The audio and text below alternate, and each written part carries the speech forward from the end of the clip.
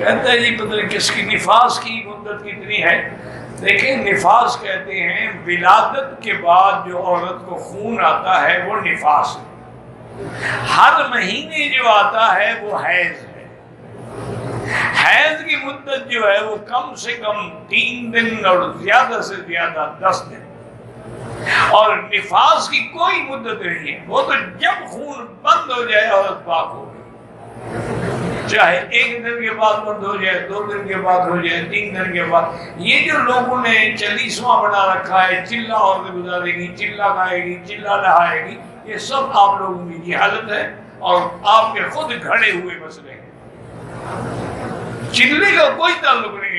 وہ تو مسئلہ یوں ہے کہ اگر ایک عورت کو ولادت کے بعد خون آ رہا ہے بند نہیں ہوتا تو اب 40 دن تک دیکھیں گے. 40 دن کے بعد بھی آ رہا ہے تو اب بیماری ہے، وہ نفاس ہے. وہ مسئلہ یہ ہے، یہ نہیں کہ 40 دن کے بعد وہ تو اگر دوسرے دن بند ہو گیا پاک ہو گئی، نماز پڑھے، غسل کرے، خاوند سے ملے، ہر چیز تیار ہو گئی.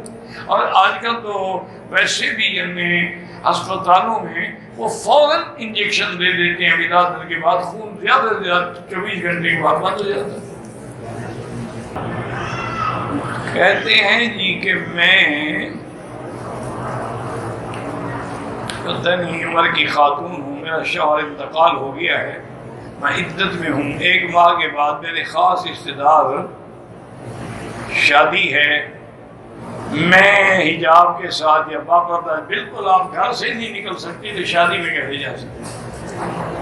آپ عدت میں ہیں. عدت کے جب تک کہ 4 مہینے 10 دن پورے نہ ہوں آپ کو گھر سے نکلنے کی بھی اجازت نہیں ہے. چل جائے کہ شادیوں میں جا کے چلی، الا اگر مریض ہے، بیمار ہے، ہسپتال جانا ہے، وہ ایک الگ بات. یا خدا نہ خواستہ شوہر کے مرنے کے بعد اس کے رشتہ دار گھر میں رہنے نہیں دیتے، پھر اپنے ماں باپ کے گھر چلی جائے تو ہو سکتا ہے، لیکن یہ نہیں کہ شادی میں شرکت کرے.